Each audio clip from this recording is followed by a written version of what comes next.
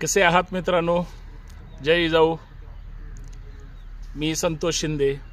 आपल्यासोबत आहेत आपले मित्र अविनाश भाऊ मोहिते. जय जाऊ. सर्वांना जय जाऊ. आणि चर्चा अजिबात राजकीय नाही, राजकारणाच्या कमेंट सुद्धा करायच्या नाही, राजकारणाचा शब्द सुद्धा काढायचा नाही. मी आत्ता काढलाय, नंतर काढणार नाही. कारण काय? कारण याच्यासाठी की प्रचंड वैताग दिला.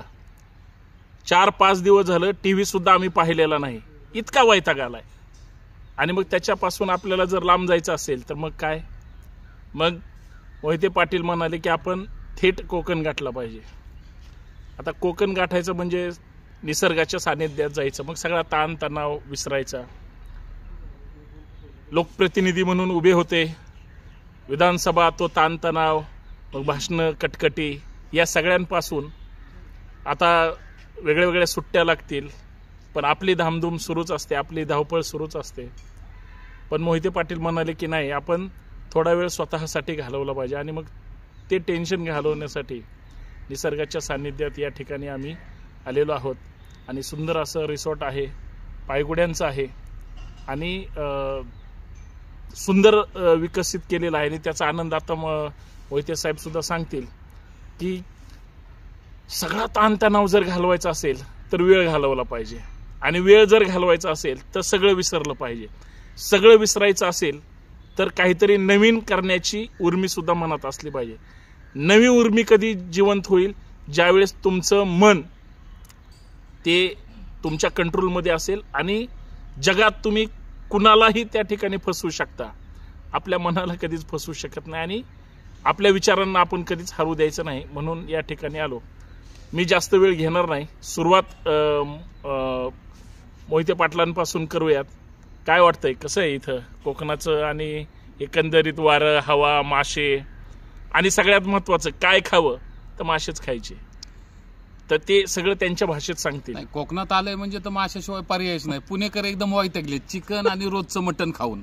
आता तुम्ही सांगितलं संतोष भाऊ तसं की जे धावपळीचं जीवन आपण जगतोय ना, कटकटीचं जीवन जे जगतोय ना, ते उठलं सुटलं की चूल आणि मूल, ह्याच्या व्यतिरिक्त बायकांना काही सुचत नाही. काय करायचा स्वयंपाक इथून सुरुवात होती आपल्याला. भाजी काय करू, भाजी काय करू, हा प्रश्नचिन्ह येतं. मग विचारात पडतो मला, अरे आता काय खाऊ आज?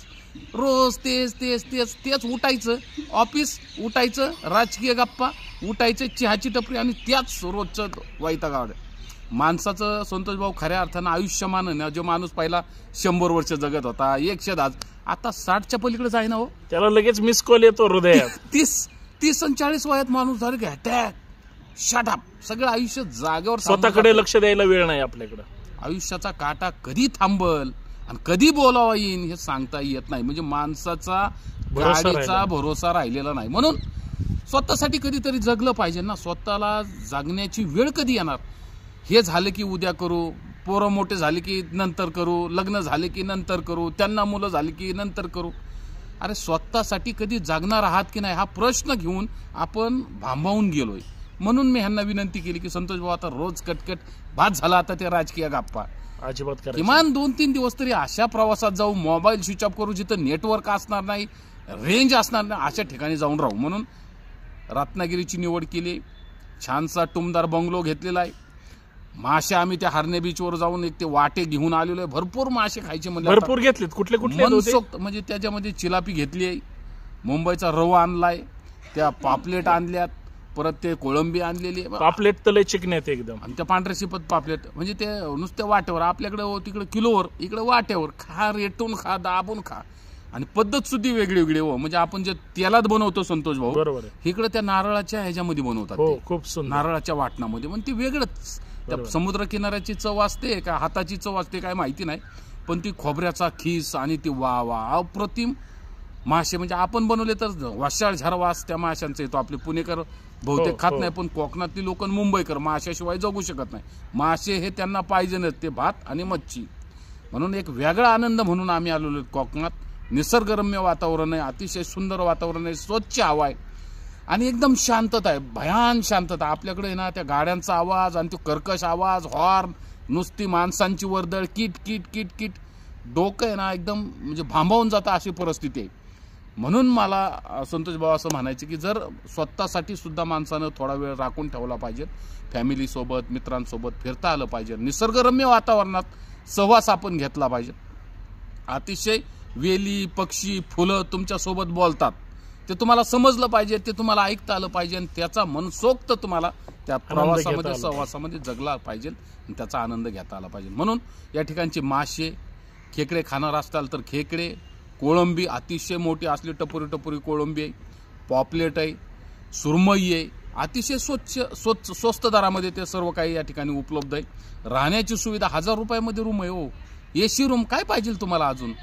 अशा पद्धतीचं या ठिकाणी जीवन आहे. इथली माणसं एवढी प्रेमळ आहेत तुम्हाला सांगतो, अतिशय ते कशाच्या फणसाच्या रव्यासारखी गऱ्यासारखी हे लोक प्रेमळ आहेत. बोलण्याची पद्धत, भाषा शैली आणि एकदम प्रचंड रिस्पेक्ट आहे पुणेकरांना आणि मुंबईकरांना.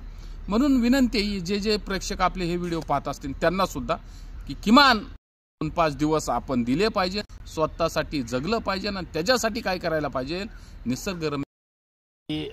आपण नेहमी वेगळ्या वेगळ्या विषयावर चर्चा करत असतो, बोलत असतो, दुसऱ्याचे ऐकत असतो. तुम्ही सुंदर उदाहरण दिलं की स्वतःच्या शरीराकडे लक्ष दिलं पाहिजे. स्वतःचं म्हणून आपण कधीच काही पाहत नाही आणि स्वतःकडे कधीच लक्ष देत नाही. आहार विहार आणि तुमचे विचार हे जर चांगले असतील तर आयुष्यात तुम्हाला कधीच कमी वयात तर मृत्यू येणार नाही. त्याच्यासाठी तुम्हाला तुमच्या शरीराकडे लक्ष द्यावं लागेल, तुमच्या स्वतःकडे लक्ष द्यावं लागेल. सगळ्यात तुमची जी सपोर्ट सिस्टीम आहे ते तुमच्या कुटुंबातली माणसं आणि तुमचं शरीर.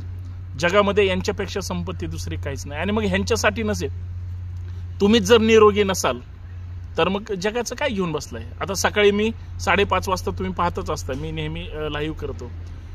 हिवाळ्यात सुद्धा प्रचंड घाम आला पाहिजे आणि घाम हे तुमच्या निरोगी राहण्याचं तसं म्हणजे एक फार मोठी तुम्हाला ती एनर्जी देऊन टॉक्झिन तुमच्या शरीरातून बाहेर पडतं. विचारांचं काय म्हणजे कोण सत्तेमध्ये येणार आहे, कोण उभं राहणार आहे, कोणाला कोण मतदान करणार आहे, कोण म्हणजे पक्ष सत्तेत बसणार आहे शपथ, याचं टेन्शन आपल्याला आणि तो तुम्हाला म्हणजे कधी आयुष्यात विचारत पण नाही. तर ही जी मानसिकता आपली झाली दुसऱ्यासाठी आपलं जाळून घ्यायची, तर हे थोडं हे केलं पाहिजे. आणि आयुष्यामध्ये आपले मित्रपरिवार असेल, कुटुंब असेल किंवा जगण्यासाठी जे प्रोत्साहन देतात ती जिवंत विचारांची माणसं, मला असं वाटतं ती फार महत्वाची आहेत. आणि नेहमी आपण चर्चा करत असतो, गर्दीपेक्षा दर्दी फार महत्वाची असतात. निगेटिव्ह माणसाच्या सहवासात सुद्धा राहायचं नाही आणि निगेटिव्ह विचार सुद्धा आपण करायचे नाही, तर मग आपण त्या विचारांनी, चांगल्या विचारांनी जगू शकतो, जे तुम्ही सुंदर भाषेत मांडलं. राहिला कोकणाचा विषय, आत्ताच काकू भेटले होते आणि काकूनी इतकं सुंदर रेसिपीचं वर्णन केलं आणि ती कोकणी पद्धतीनं, जसं आता चिलापीचं उदाहरण दिलं किंवा ते राऊ माशाचं दिलं, पॉपलेट आणले तर असे चांगले एकदम सुंदर, इतके सुंदर होते की मी त्यांच्यावर म्हणजे मला वाईट वाटलं की इतकं सुंदर कसं काय जगात सगळं असू शकतं मी सोडून. व्हेज लोकांसाठी मोदक आहे. आणि सगळ्यात महत्वाचं हे सगळं झालं नॉनव्हेज खाणाऱ्यांसाठी. आमच्यासोबत राजाभाऊ आहे, तो अजिबात नॉनव्हेज खात नाही, तो म्हणला मला व्हेज पाहिजे आणि उकडीचे मोदक. तर ते काकूनी ते कुणाची तरी ऑर्डर होती दाखवली, इतकं सुंदर असं ते भांड होतं, त्याच्यामध्ये ते केळीची पानं आणि त्याच्यामध्ये ते मस्त म्हणजे अशी पांढरे शुभ्र अशी उकडलेली ती मोदक आणि तुपाची धार, इतका वास येत होता. आई शपथ मी ते त्या मोदकांच्या प्रेमातच पडलो. म्हणजे मी आपल्या घरात माहितीये ना मोदक गावाच्या पिठांच्या बायका करतात आणि खा म्हणतात, हे तसे नव्हते.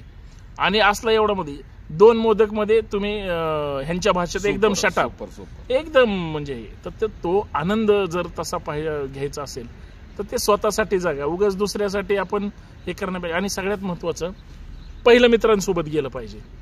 तुम्ही मित्रांसोबत गेलात तर तुम्हाला तिथली माहिती मिळेल, आनंद मिळेल किंवा कमी खर्चात कमी ह्याच्यामध्ये चांगलं त्या लोकांच्या जर संपर्कात राहिलं, तुम्ही विचारलं तर आम्ही तुम्हाला माहिती देऊ.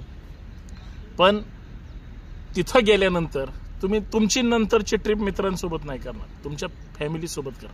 मुलं येऊन इथं धिंगाणा करणं, त्यांनी तो त्यांचा सगळा क्षीण रोज अभ्यास कर, इकडे आल्यावर तुम्ही म्हणणारच नाही अभ्यास कर, तुम्ही म्हणणार खेळ, आता किती खेळायचे. आणि कसलं वातावरण आहे, सूर्यास्त आणि सूर्योदय तर बघण्यासारखं. आता बघा ना, सूर्यास्ताची वेळ आहे, मी सुद्धा एकदम गोरा दिसतोय असं मला असं वाटतं. त्याचं कारण काय? ते समाधान, निसर्ग. हा, आणि तुमच्या म्हणजे शरीरावरचं जे काही आहे ना ते तुमच्या चेहऱ्यावरती प्रतिबिंब दिसतंच.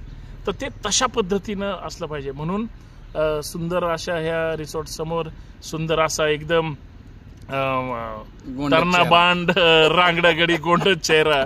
आणि आम्ही चर्चा करतो. आम्ही चर्चा का करतोय याचं मी शेवटच्या एका मिनिटामध्ये सांगतो. तुम्हाला जळवण्यासाठी, की तुम्ही असे पेटून उठले पाहिजे. आमचे सगळे मित्र रोज मला एकतर शिव्या देतात, काहीतरी कमेंट करतात, ट्रोल करतात, काही करा, पण तुम्ही आपलेच आहेत, आमचेच भाऊबंद आहेत. तुम्ही इकडल्या तिकडल्या पक्षात विचारधारेत गेलेले असता आणि तुमचा मेंदू तिकडे गुलाम झालेला असतो आणि तुम्ही तिकडे गेलाय त्याचं वाईट आम्हाला वाटतं म्हणून आमचाही मेंदू तुम्ही खाऊन टाकता. हे सगळं आता बास.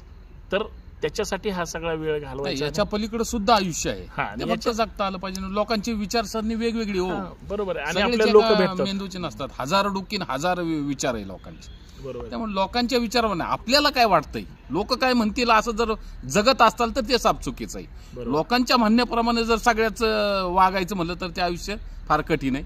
आपल्याला काय वाटतंय, आपल्याला काय सूट होतंय, आपल्याला काय शोभतंय त्या विचारांनी चालू. हाती चले बाजार और कुत्ते भुके 50,000, त्यांचा काय विचार करायचा. त्यामुळं लाईफस्टाईल आपली आपण सोडायची नाही. आणि ती लाईफस्टाईल आपण स्वतः म्हणजे जगलं पाहिजे, निर्माण केली पाहिजे. स्वतःचं शेड्यूल स्वतः केलं पाहिजे. आम्ही इथं आलो, आम्ही म्हणलं आम्ही असंच करणार, तर ते आम्हाला त्या हॉटेलवाल्यांनी सांगितलं की तुम्ही सकाळी 8 वाजता उठणार. म्हणले नाही चालणार, तुम्ही 5-5:30 वाजता उठून बाहेर फिरायला जा. थोड्या वेळाने समुद्राच्या किनारी जाणारे किंवा सकाळी सकाळी उठून तिकडे जाणारे. तर तो जो आनंद आहे, खळखळणाऱ्या पाण्याचा जो आवाज आहे तो कानामध्ये कानात पडला पाहिजे. तुम्ही सगळं विसरले पाहिजे. आणि काय नसतो, आपण कोविड काळात अविनाश भाऊ बघितलंय, हजारो कोटीचे मालक आहे, प्लास्टिक मध्ये पॅकिंग होती, घरी सुद्धा पाहायला मिळालं नाही. वाईट गोष्ट आहे. पण तुम्ही स्वतःसाठी जगले तर, आपल्यासाठी जगले तर खूप काय. आणि तो जो समुद्राचा सहवास आहे, अथांग सागर ज्यावेळेस तुम्ही पाहताल ना मित्रांनो, त्यावेळेस तुम्ही ना आयुष्याचं सर्व काही विसरून जाल. त्याच्यासारखं सुख म्हणजे डोळ्याचं अक्षरशः पार न फिरतं असा तो समुद्र किनारा आहे ना, असा तो पाण्याचा सहवास आहे. म्हणून बरेच प्रेमी युगल समुद्राच्या किनारी फिरायला येतात. कारणच ते की समुद्र किनारा हो, तो प्रेमात पाडतोच. बरोबर, तुम्ही त्या समुद्राच्या प्रेमात पाडतो. अथांग आहे तो सागर, त्याचा अंतच आजपर्यंत लागलेला नाही. म्हणून आपल्याही जीवनाचा सार आपल्याला शेवटी कुठं नेऊन ठेवतोय, तर त्या शेवटच्या टोकापर्यंत आपल्याला आणतोय, ते पाण्याचं आहे. ते तुम्ही समजून घेतलं पाहिजे की आयुष्य किती सुंदर आहे, ते फक्त सुंदर पद्धतीने जगता आलं. क्या बात आहे, वा वा. सर्वांनी जगावं, सगळ्यांनी आनंद घ्यावा. तुम्हीही गेला असाल, तुम्ही हे सगळं केलं असेल, पण हे सगळं तुम्हाला वेचता आलं पाहिजे आणि आयुष्यामध्ये ती शिदोरी पुढे घेऊन जगता आलं पाहिजे. एवढंच मला अपेक्षा आहे. आम्ही काय फार मोठं तत्वज्ञान आत्तापर्यंत दिलं नाही आणि तुम्हाला सांगण्याची काही गरज नाही. पण तुम्ही जर चांगले राहिलात, तुमचे विचार जर चांगले असतील, तुम्ही जर निरोगी राहिलात, तर तुम्ही तुमच्यासाठी खूप काही करू शकता, जे की तुमच्या मुलाबाळांसाठी सुद्धा असतं. आणि समाधान, मनशांती किंवा चांगले विचार हेच माणसाला पैशापेक्षा सुद्धा श्रीमंत बनवू शकतात. ते विचारांची माणसं जोडूया आणि पुढे जाऊया. धन्यवाद. सर्वांनी वेळ दिला, जास्तीत जास्त पाहिलं किंवा जास्तीत जास्त पाहत असतात, सर्वांना विनंती, वेगळं काहीतरी आहे, समजून घ्या. जय जाऊ, जय शिवराय, जय महाराष्ट्र. यावा कोकण आपलाच असा. धन्यवाद सर्व.